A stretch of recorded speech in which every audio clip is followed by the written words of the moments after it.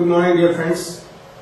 Today is our second lecture on income from house property. So we'll continue from our last lecture we just finished. So we'll be discussing the various topics under this head, income from house property. I just want to remind you, during our last lecture, I told you that there are basically three conditions which must be fulfilled so that we can charge the income under this head, that is income from house property. The first condition is that the property should consist of any building or land appurtenant thereto. I just want to remind you once again, this first condition, this is a very vital condition. It means the income under this head can be subject to tax under this head only when the property or the land property or the building is deriving its income from the building or land appurtenant thereto. If you happen to derive any income by letting of your land itself and it doesn't have any building, then the income so driven from such let out of the land shall not be deemed to the income to be charged under this head, that is income from the House Property Act. So what is important is that there should be some building or land appurtenant thereto. If there is some income from the land only, then it will not be taxed under this head. The second important condition is that the assessee should be the owner of the property. It is the owner of the property who is liable to pay the tax in respect of the income earned or derived under this head. And the third important condition is that the property should not be used by the assessee for his business or profession purposes, because under such situation the income so earned shall be taxable under the head. It's a separate head, income from business or profession. So these are the three conditions which must be complied with before bringing any income to tax under this head. So today I just confine my discussion to the second condition, means the assessee should be the owner of the property.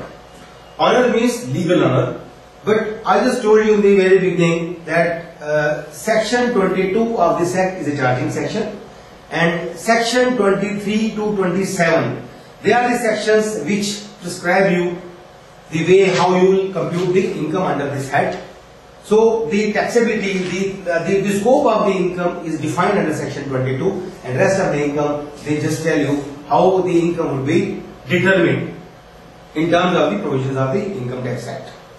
So the second condition is he should be owner of the property. Owner means he can be deemed owner, and section 27 of this of the Income Tax Act recognizes some owners to be deemed owner, and the income under this head shall be chargeable under their hands. So today we will be discussing about the deemed owners under section 27. Who are the deemed owners and what are the tax provisions, and how that the treatment of income is given as per point of the income tax view. The first deemed owner is the transfer to spouse or minor child. If a taxpayer, please remember it, if a taxpayer is an individual and he transfers any property to his spouse or to her spouse or to a minor child, it means both the conditions are there. If a person transfers his property or building or land appurtenant thereto to his spouse without any consideration or with consideration but which is not adequate consideration, and without any agreement to live apart, it means if a person is transferring, for example, his house to his spouse or to her spouse without any consideration or without any agreement to live apart, then the income so generated shall be deemed to be assessed under the hands of the transfer. For example, I think that this particular problem, this particular head can be explained with an example. For example, Mr. A is the owner of property X, He is the owner of property X, and he transfers this property X to Mrs. B, his wife, without any consideration. It means he simply transfers the property to her, and this Mrs. B, she has just let out this house to somebody, and she is getting a rent of say 30,000 rupees per month. It means now the property stands in the name of Mrs. B, and this property has been derived by her from her husband without any consideration. This is a situation where she is getting the property without any consideration, or she will be getting the property with some consideration which may not be adequate. This can be another situation. If this is the situation, then this 30,000 rupees per month which she is deriving by the rental income, by letting out this house, this 30,000 income shall be charged in the hands of Mr. B, and Mr. A shall be the deemed owner of this property. However, this property has been transferred to Mrs. B by Mr. A. So this is one situation. It means under such situation, he shall be deemed to be the deemed owner of the property in terms of the provisions of section 27. The next situation can be if a person transfers the property to a minor child, and that minor child should not be a married daughter, because the provisions are different for that. For this you will have to refer the book in detail. So if a person transfers the property to a minor child, and the income so generated by letting out this property, or income which has been generated by virtue of the existence of that property, shall be charged to the person, to the transferor who has transferred this property. And for the chargeability of tax is concerned, those persons would be deemed to the deemed owner of the property. So the conditions which are prescribed under this head is the taxpayer is an individual. He or she transfers the house property, and the property is transferred to his or her spouse without being there by any agreement to live apart, or the property is transferred to a minor child not being a daughter, and the property is transferred without adequate monetary consideration. If these conditions are satisfied, then the income shall be charged under section 27 in the hands of the deemed owner to the transfer of the party who has in fact transferred the property. So this is the provision under section 27 in respect of deemed owner, and that deemed owner pertains to transfer of property to spouse or minor child. Again, we can understand this particular provision by this illustration. That would be, I think, more clear to you. Here, Mr. X, an individual, owns the property. On April 1, 2007, he transfers the property without any consideration to his wife. The rental income is received by his wife after 1st April 2007. It means during the previous year, 2007-2008, wife has been getting the rental income because now she is the owner of the property. But under section 27, as I told you, this rental income shall be assessed in the hands of Mr. X. However, he has already transferred the property. So, for tax purposes, Mr. X shall be the deemed owner and not Mrs. X shall be the deemed owner. So, this is the provision under the deemed ownerships. The second case, yes, there is one exception to it.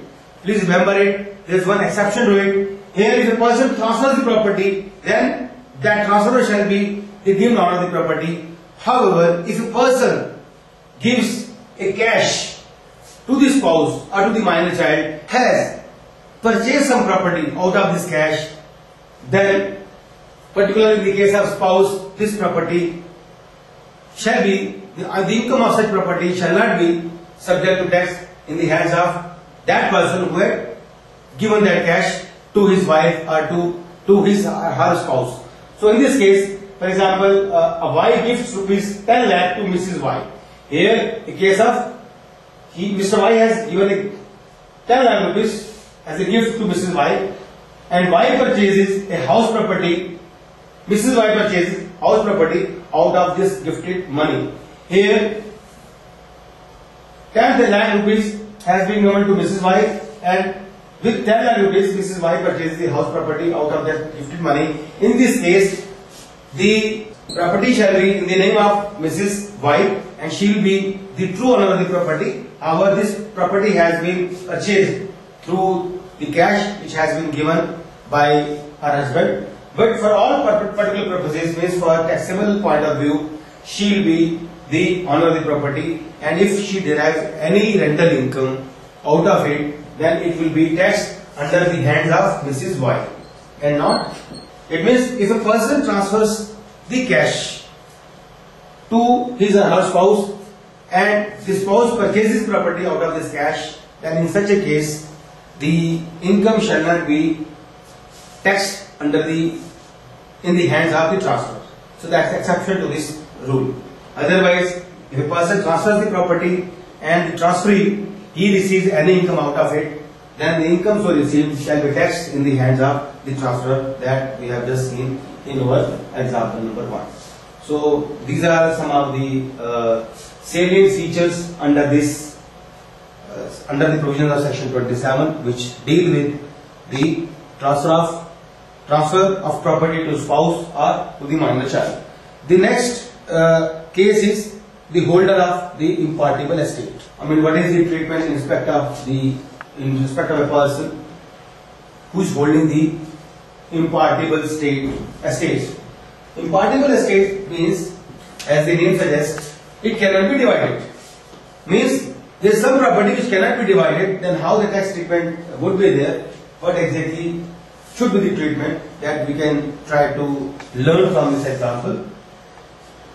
Here X is one of the ex-rulers of the former princely estate in Hyderabad. He has divided all his property among his 4 sons. So Mr. X has 4 sons, and he was ex-ruler in Hyderabad, and he has just divided all his property among all his 4 sons. However, he could not transfer one building which is occupied by a temple. It means they were just having a temple, and temple was also one of the properties of this ex-ruler, and this temple, and which is given as per the family convention to his elder son. Here the intention is quite clear. He has just transferred his temple to the elder son. It doesn't mean that he will become the owner of this property.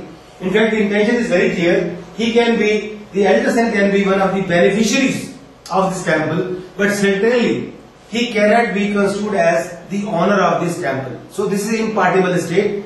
But all other properties which have been divided among all his sons, they will be the owner of those respective properties. But as far as this temple is concerned, he cannot be the exclusive beneficiary owner of this property. However, the property may stand in his name. So for the purpose of taxability point of view, from the purpose of provisions of income tax point of view, he shall be deemed owner of this temple. However, he will just be having the beneficial interest in the property, and it will not be construed, or he will not be construed to be the exclusive owner of that impartible estate. So this is a provision which, from this taxable point of view, now he is not the exclusive owner of this property, but he shall be deemed to be the impartible. He shall be deemed to be the owner of the property. He is deemed owner of that property. So these are the rulings of the income tax in respect of the impartible estate. Again, we can see at that example. So X is one of the ex-rulers of the formerly princely state in Hyderabad. He has divided all his property among his 4 sons. However, he could not transfer one building which is occupied by a temple and which is given as per family convention to his elder son. All the 4 brothers, along with other family members, have right to enjoy the benefit of the property. The property is given to the eldest son, as it cannot be divided among all the 4 brothers as per the family convention, as I just explained to you. So this temple is for the beneficial interest of all the sons, but this property as a family convention cannot be transferred to all the people. However, it has been transferred to one elder son, and he shall be deemed to be the holder of this estate. So this is the second situation where a person shall be construed as a deemed owner of the property. The third situation under section 27 is when a property is held by a member of a cooperative society or a company or association of person. If the person is holding the membership of a cooperative society, company or association of person, and some building has been allotted to such company or a cooperative society or association of persons under some scheme in respect of house building scheme. In such case, the member shall be deemed owner of that property. For example, here the provision has been illustrated. A flat is allotted by a cooperative group housing society to Mr. Saurabh. So he is one of the members of this cooperative society. In fact, the flat has been allotted by the cooperative group housing society. One of its members under the house building scheme of the society, Mr. Saurabh, shall be deemed owner of the property. Now the land, the whole housing scheme may be in the name of the cooperative society, but Mr. Saurabh, who is a member of this cooperative society and who has been given a flat under the house building scheme, he shall be deemed owner of the property for the purpose of section 222, because section 22 defines the scope of income. So for the purpose of chargeability of income under this head, he shall be the deemed owner of the property.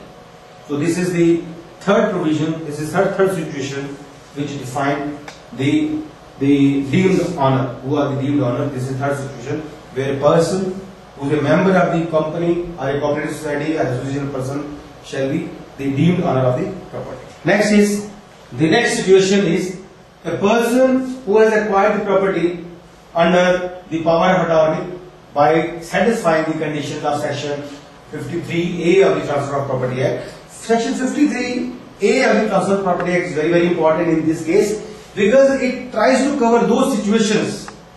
What exactly are those situations?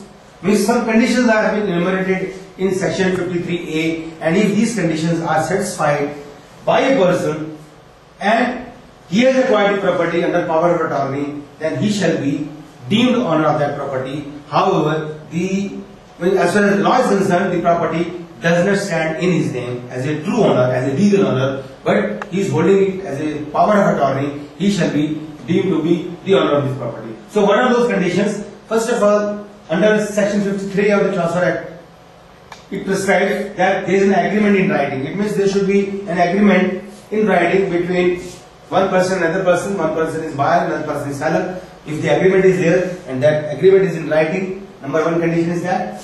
The second condition is the purchaser has paid the consideration or he is ready to pay the consideration. This is also very, very important this condition. He has paid the consideration. For example, if a person has bought a building or has intended to buy a building for say 10 lakh rupees, the consideration has been paid by the purchaser to the seller, or he is ready to pay the consideration. It means some conditions are there, he is ready to pay that condition, that consideration, if that condition is fulfilled. Third is the purchaser has taken the possession of the property. This is a very, very important condition. The purchaser should have taken the possession of the property.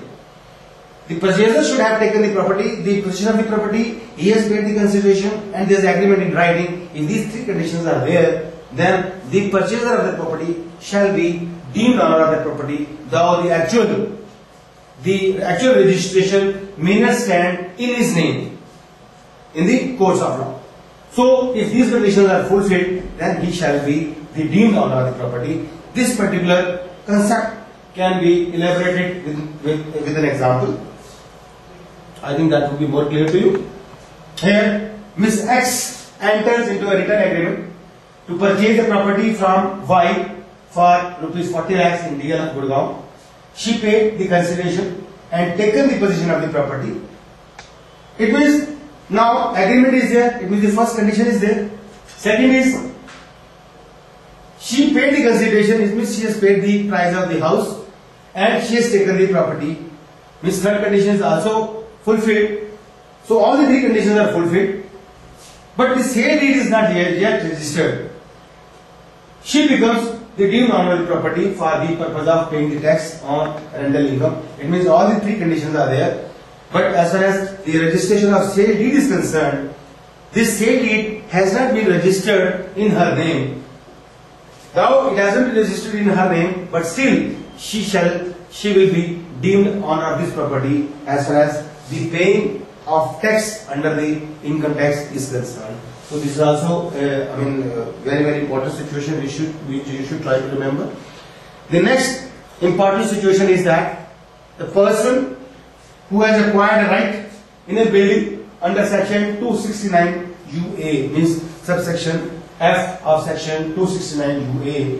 Actually, this particular section, section 269 UA, it envisages to cover such cases where a person is letting out a property to another person on lease, and the period of lease is not less than 12 years, or even if it is let out for less than 12 years at a stretch, but there is a provision of extending the same for a period not less than 12 years. It means if a person, for example, if Mr. A, he is the owner of the property and he lets out this property to Mr. B, let out this property to Mr. B on lease for a period not less than 12 years.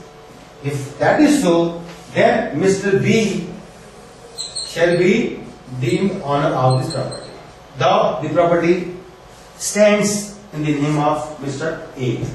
But for the purpose of tax, Mr. B shall be the deemed owner. So, if a person is covered under the provisions of section 269 UA, then the person who has taken on rent, that is the person who has taken on lease the property, shall be the deemed owner of the property. For example, here the provision has been illustrated, that would be more clear to you.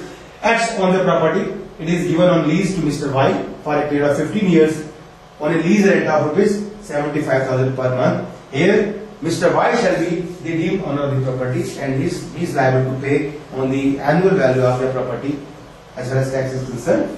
So, though Mr. X is the real owner, is the actual owner, but still the property, the annual value of the property shall be taxed in the hands of Mr. Y. He shall be the deemed owner of the property. The second, you can say the second example is this. X, he owns the property. It is given on lease to Mr. T for a period of 8 years. However, Mr. T has a right to get it renewed for another period of 8 years. The lease rent of the property is 80,000 per month. In this case, the property is given on lease for a period of 8 years. It is certainly less than 12 years. But there is a provision in the agreement that this person T, he can get it extended for another period of 8 years. It means if you just club both these periods, it will be more than 12 years. So in this case also, Mr. T shall be the deemed owner of the property. So these are the some vulnerable situations, some important points which I think which are very, very important as far as the applicability of income under this head is concerned, because you should know who are the persons, who are the deemed owners, because ownership, that is one of the important conditions which must be there for bringing any income to be taxed under the income from house property. So these are the different situations where a person, though may not be holding the legal ownership, but still he shall be the deemed owner as far as the taxability, as far as the taxing of income under this head is concerned. Thank you very much.